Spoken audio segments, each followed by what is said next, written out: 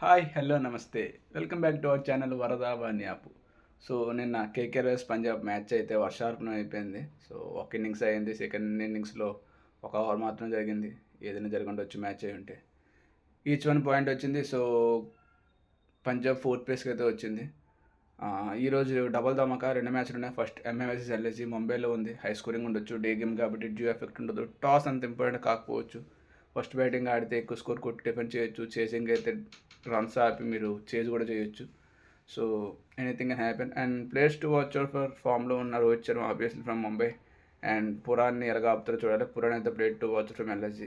ఈ రెండు బ్యాటిల్స్ ఖచ్చితంగా చూడొచ్చు, ఎందుకంటే it's bad ways bat. Again Bumrah is going to be key for Mumbai. LSG top heavy ఉంది. మార్క్రమెన్స్ ఫామ్లో ఉన్నాడు, పురాన్ ఫామ్లో ఉన్నాడు, మించిన మార్చ్ కూడా ఫామ్లో. సో వీళ్ళు ఆపాలంటే ఖచ్చితంగా బూమ్రా అయితే మంచి గేమ్ ఉండాలి. నైట్ మ్యాచ్ వచ్చేసరికి డీసీ వర్సెస్ ఆర్సీబీ ఉంది. It's a revenge match. Last time Bengaluru వెళ్ళి డీసీ గెలిచారు. సో ఈసారి ఢిల్లీ వచ్చారు ఆర్సీబీ. అండ్ ఇక్కడ player to watch out for ఖచ్చితంగా కోహ్లీ. ఢిల్లీలో ఈజ్ హోమ్ గ్రౌండ్ విరాట్ కోహ్లీకి. అండ్ ఆబ్వియస్లీ ఆర్సీబీ మ్యాచ్ అంటే Kohli player to watch out for అవుతాడు. అండ్ ఢిల్లీ విషయంకి వస్తే it is obviously KL Rahul.